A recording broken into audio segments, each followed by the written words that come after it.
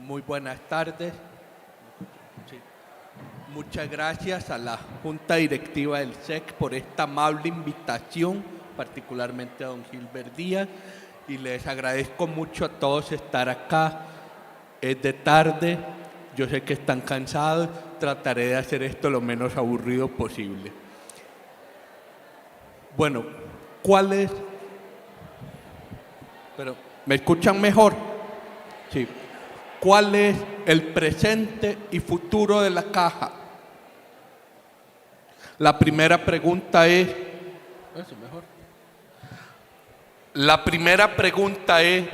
¿cuál de las cajas? Resulta que no solo hay una. Para la mayoría de nosotros es evidente que hay por lo menos dos: la caja de pensiones y la caja de salud. Pero yo someto a consideración de ustedes que en realidad hay tres: la caja de pensiones como una estructura financiera, lo que nosotros llamamos el IVM, invalidez, vejez y muerte; el seguro financiero de salud; pero aparte está la gran caja, la que conocemos todos y que vemos todos los días, la caja que provee servicios de salud. ¿Por qué es importante hacer esta distinción? Porque hay muchos países en los que puede existir el seguro financiero colectivo universal, pero no necesariamente la provisión de los servicios de salud la da la misma institución. Y esto es importante en Costa Rica porque la provisión de servicios de salud que da la caja no lo da únicamente para los asegurados del SEM, sino que hace muchos años en Costa Rica tomamos una decisión inusual. Incluso las personas no aseguradas serían atendidas por el Seguro Social. Y aquí es donde hay que entender que esto es lo que hace que emerge la deuda del Estado con la caja. Cuando todos nosotros hablamos de que el Estado le debe dinero a la caja, ¿de dónde nace esa deuda? Esa deuda nace de responsabilidades que el Estado ha asumido. Por ejemplo, según el Código de Niñez y Adolescencia, todos los niños en Costa Rica tienen derecho a la salud. La pregunta es, ¿quién atiende a esos niños? Hay países en que usted va y hay un hospital del Seguro Social, y por otro lado hay un hospital del Ministerio de Salud. Y la realidad que todo el mundo conoce en esos países es en el hospital del Seguro Social te atienden bien, hay doctores, hay medicamentos. En el hospital del Ministerio de Salud es el hospital de los pobres.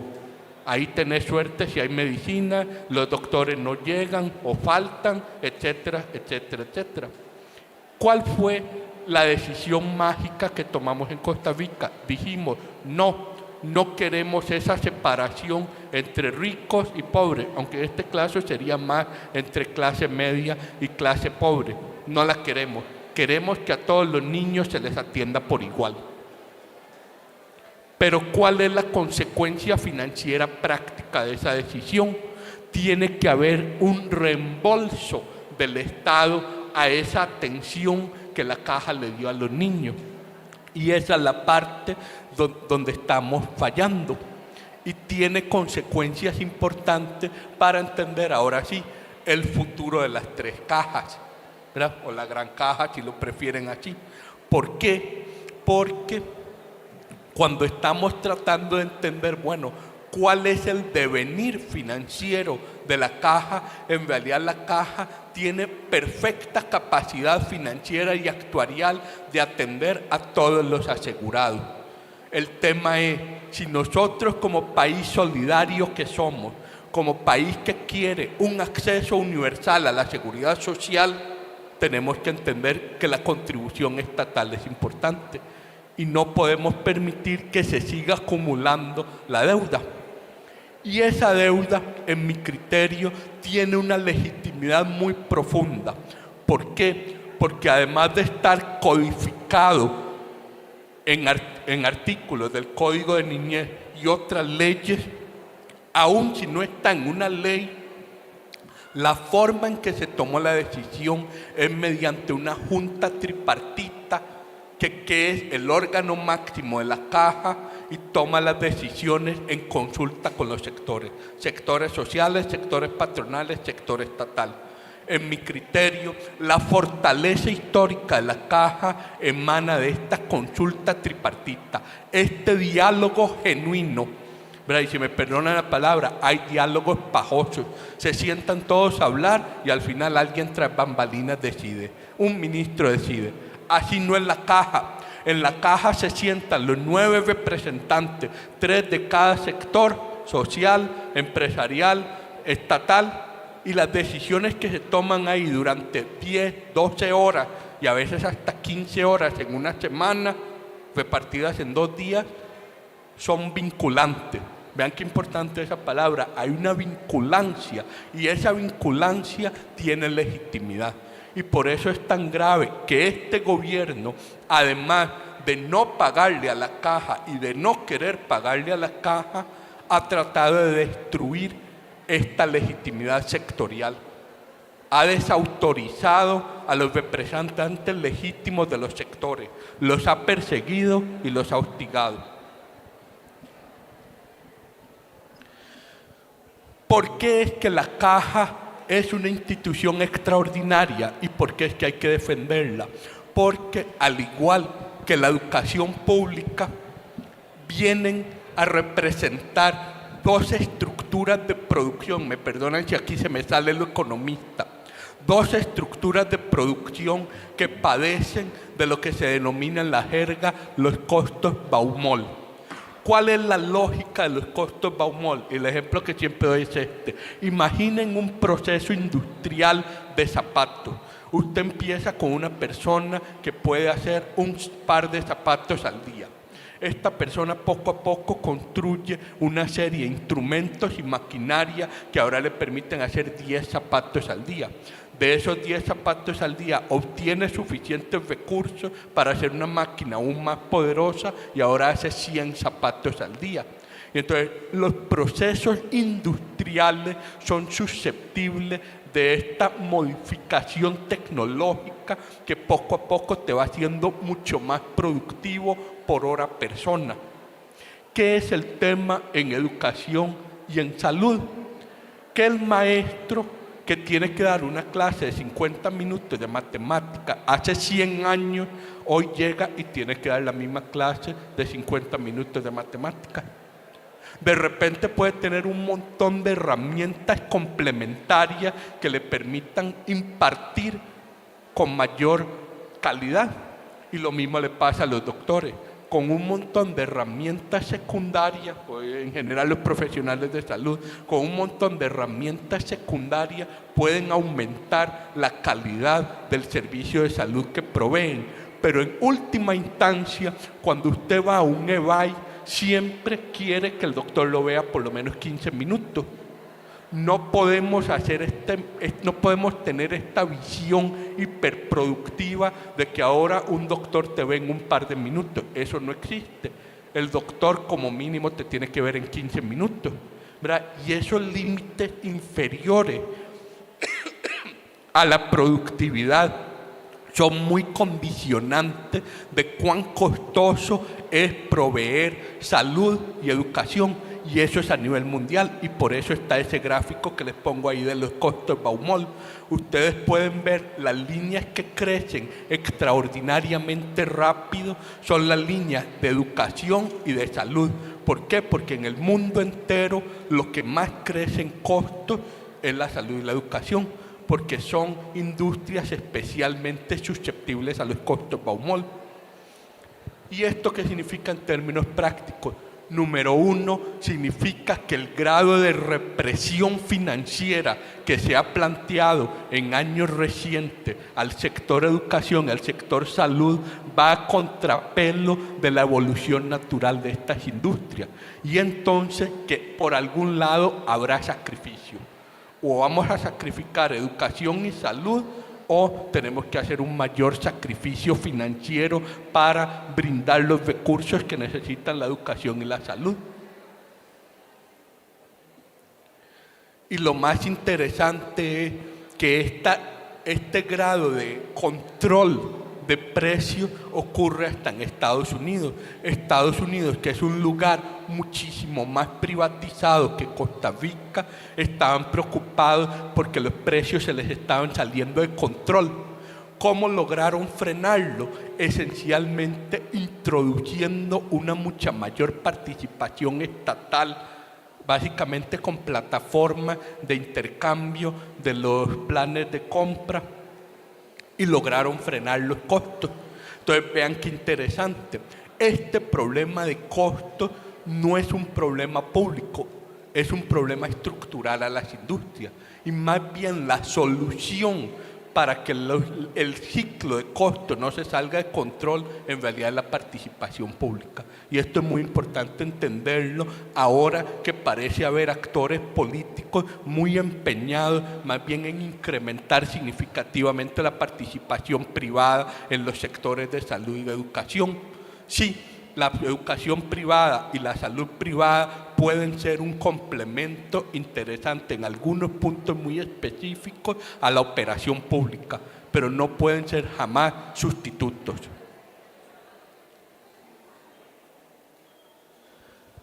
¿Por qué es que mucha gente tiene esta sensación de que hay algún problema con la caja? Si yo ahora les voy a exponer por qué la parte de salud no está en ningún problema financiero ni actuarial. Yo creo que el germen viene de las pensiones, del IVM. El IVM sí tiene un reto actuarial importante, pero lo hemos venido solucionando de manera gradual durante los últimos 25 años, y sobre todo cuando se visualiza a nivel de sistema. Como yo sé que aquí la mayoría son maestros, de una vez les puedo decir, pues en el caso de Jupema, la transición al régimen de capitalización colectiva ha sido muy exitosa. Para mí el RCC es el modelo hacia el cual debería ir el IVM. Como uno diría, lo que queremos es que el IVM suba al éxito que ha sido el RCC, no bajar el RCC al IVM. Entonces, bueno, esta es una discusión que se puede ampliar más, pero a muy grandes rasgos, sí, el IVM y el sistema de pensiones como un todo aún enfrentan retos importantes, pero yo lo que creo es que como país nos cuesta creérnosla, nos cuesta visualizar lo mucho que hemos avanzado los últimos 25 años. No era el caso de los maestros, pero hace 25 años el asalariado promedio que cotizaba al IVM apenas estaba guardando 7.5% de su salario en total para su pensión, cuando consideramos los aportes tripartitos. Hoy está guardando 15.34%, más del doble, ¿verdad? Y eso hace una diferencia dramática cuando estamos hablando de ahorrar para nuestra pensión. Hoy en día estamos a tiro de piedra de los niveles europeos. Hace 25 años eso no era cierto, pero ¿cómo nos cuesta decirlo? ¿Cómo nos cuesta internalizarlo? Ya no vivimos en la Costa Rica de hace 25 años. El sistema de pensiones ya no es el de hace 25 años, ¿verdad? Y eso nos cuesta mucho cambiar, y ahora voy a comentar otras cosas en las que nos ha costado cambiar. ¿Y qué pasa en el seguro de salud? El seguro de salud ha tenido superávit por una década. Y durante esa década ha acumulado reservas sin parar, incluso durante la pandemia. Ejemplo, ahí está, los ingresos corrientes, la línea azul, muy por encima de los gastos corrientes, la línea roja. El sistema de salud está sano, y además esa diferencia entre ingresos y gastos ha permitido acumular reservas. Y aún más asombroso, esas reservas, que ya son 1.6 billones de colones, suficiente para construir todo el plan estratégico que tiene la Caja, 9 edificios hospitalarios, 30 clínicas, 400 EBAI, todo junto costaba construirlo 1.1 billones. Y la Caja tiene reservas de 1.6. ¿Por qué no lo vamos a poder construir? Sí hay un reto. ¿Cuál es el reto? Construir es solo la primera parte, la operación es lo caro. Construir el cajón de cemento de su EBAI es lo de menos. Lo realmente caro es tener el equipo, los medicamentos, el personal operando todos los días ahí adentro. Eso es mucho más caro, pero aún así, tomando en cuenta esos costos, se cubrían con facilidad, y cuando digo con facilidad, es sobrado, con la deuda del Estado, con la caja, que ya va por más de 3.3 billones de colones. Una cifra incomprensible, en realidad, para efectos de la discusión que estamos teniendo. Solo en el caso de la deuda por concepto de atención a la niñez, podríamos construir y operar 2 torres de la Esperanza Nueva. Cada vez que ustedes vean el hospital de niños saturado, acuérdense de mí. Podríamos pagar 2 veces lo que se necesita para resolver la saturación del hospital de niños con una torre nueva entera, con lo que le debe el Estado a la caja, solo por concepto de atender niños. No estoy hablando de toda la deuda, solo el rubro de atención de niños paga 2 veces lo que nos hace falta en el hospital de niños. Y entonces eso hizo especialmente irritante, especialmente enojoso el estudio actuarial. Cuando yo era presidente ejecutivo de la Caja, yo se lo cuestioné a la dirección actuarial. Yo les dije, señores, ¿ustedes están seguros de estos números? No me están cerrando. Se los dije en persona, en mi oficina. Y ellos se plantaron, sí, confiamos en estos números. Y creo que todos ustedes saben, el presidente ejecutivo de la Caja no es un ministro, no tiene la autoridad automática para exigir más información. Donde yo vi que estos números no estaban bien, quería pedir más información, pero necesitaba el respaldo de la Junta Directiva. El 8 de septiembre del año 2022 conseguí persuadir a la Junta Directiva que estos números no estaban bien y que me autorizaran a darles una revisión profunda y que la dirección me diera los números. Fui destituido menos de 10 días después. Entonces ya se podrán imaginar, no tuve tiempo para revisar los números siendo presidente de la Junta Directiva de la Caja. Sin embargo, por suerte para todos nosotros, llegó la OIT a solicitud de los gremios y le dieron la información. Parte de lo que hacía muy raro esos números, esa extraordinaria explosión de gasto, porque ojo, Costa Rica en la Caja gasta 6,5% del PIB en atención de salud. Ustedes van a Alemania, a Inglaterra, a España, los números andan más cerca de 11, 12 puntos del PIB, no 6,5%. Entonces la Caja es extraordinariamente eficiente y lo ha sido históricamente. Los países más caros del mundo, como Estados Unidos, gastan más o menos 18 puntos del PIB.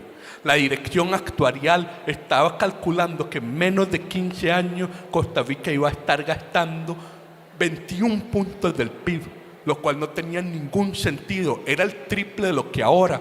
¿De dónde iba a salir el triple de gasto? Son 60,000 personas en la Caja y vamos a tener 180,000, jamás. Son 30 hospitales y vamos a tener 90, jamás. Entonces, ¿de dónde sale triplicar el gasto? O sea, tiene que haber una explicación lógica. La única que uno se medio podía imaginar era salarios explosivos, pero todos ustedes saben que más bien los salarios públicos han estado totalmente congelados. Entonces, ¿de dónde iban a salir los salarios explosivos? Más bien la evidencia reciente era que en el 2022 toda la masa salarial, incluyendo el aumento salarial que aprobó la Junta Directiva cuando yo lo presidía, apenas daba 1.3 puntos de aumento salarial. Y eso era en un contexto de una inflación interanual de 8%. En otras palabras, no le estábamos compensando a los trabajadores de la Caja ni siquiera la inflación. Entonces, lo mínimo que les podíamos dar era el aumento ya pactado. Pero, entonces, ¿de dónde salía ese número explosivo? Y la gran tristeza fue un gran error de la dirección actuarial, un gravísimo error. No los quiero aburrir mucho, ese es el documento técnico de la OIT. La OIT fue la que hizo el diagnóstico y le llegó a qué era. Voy a tratar de decirlo lo más simple posible. La lógica es esta. Cuando nosotros envejecemos, vamos consumiendo más los servicios de salud. Tal vez un hombre de 40 años va en promedio al LEVAI una vez al año. Y cuando tenga 55 años va a ir tal vez en promedio, voy a redondearlo, 2 veces al año. Entonces uno sí espera que conforme la población envejece va a haber un aumento en el uso de los LEVAI. Pero el error grave de la dirección actuarial fue que el enorme aumento en el uso de los LEVAI durante la pandemia COVID lo proyectó los siguientes 15 años, como si fuera a seguir aumentando. Entonces, hacia el futuro, en vez de tener un señor de 55 años que hoy a los 40 consume una vez el LEVAI, proyectaban que iba a consumir 10 veces el LEVAI.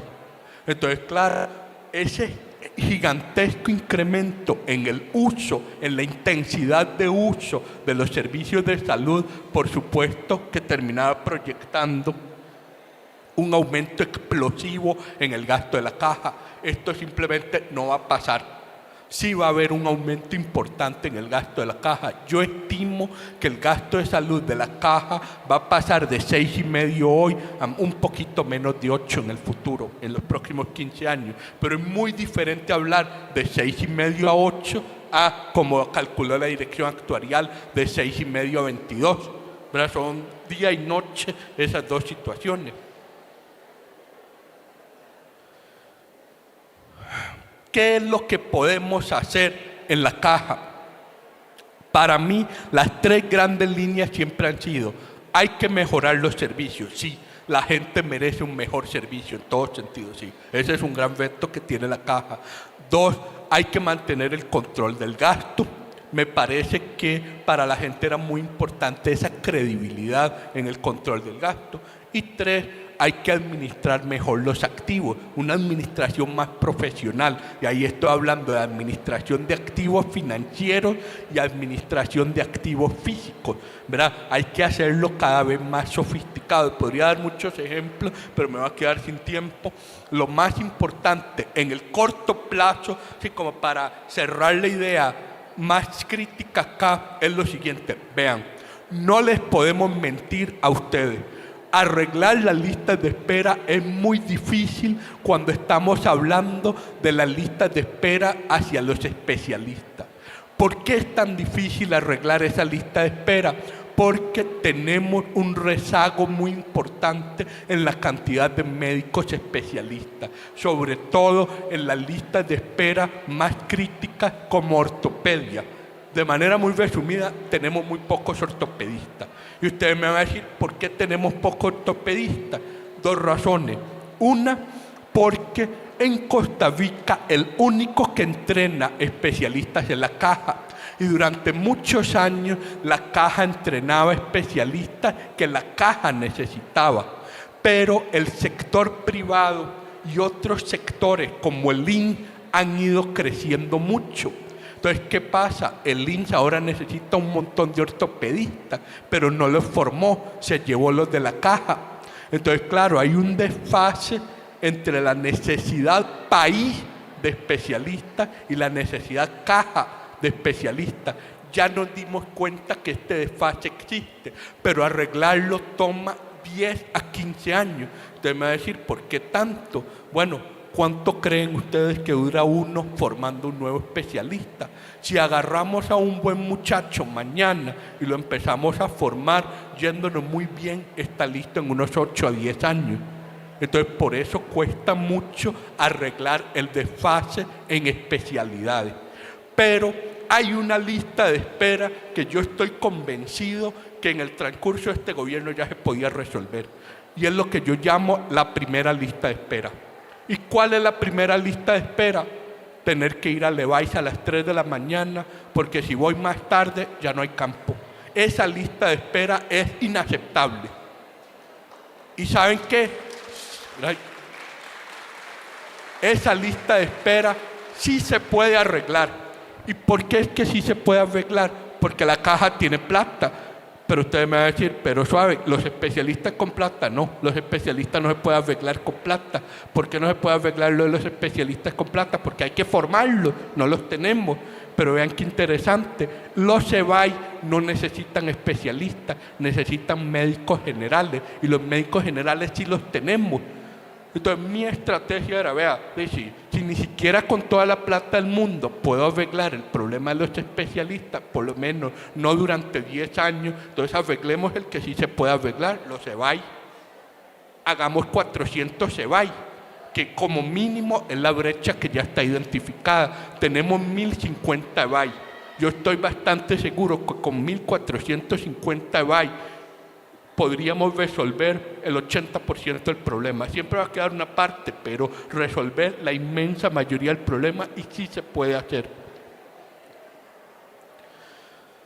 Y alguna gente me dice, vea, pero está muy bien todo lo que usted dice, pero ¿cómo lo vamos a pagar? Y ahí es donde yo digo, perdonen, hemos calculado lo que cuesta universalizar el servicio de salud. Que todo el mundo tenga acceso a la salud, y por decir todo el mundo quiero decir a los CEBAI también. ¿Cuánto nos cuesta como país? Calculamos que con la base actual de gasto del Estado, que es 0.6 puntos del PIB, necesitamos más o menos 1.35 puntos del PIB para resolver el problema. 3/4 partes de un 1% del PIB. Eso es un montón, ¿eh? No es poco dinero. Pero a modo de referencia me permito recordarle que este es un país que para mí inexplicablemente, dada nuestra historia, dada nuestra tradición, en solo 3 años hemos recortado 4 puntos completos del PIB de gasto público primario. 2 puntos de eso en educación. Y ustedes lo están sintiendo, ustedes lo saben. Los maestros han perdido entre 15 y 22% de su poder adquisitivo, y en la caja también. El saneamiento de las finanzas públicas ha sido a costa de los maestros, básicamente.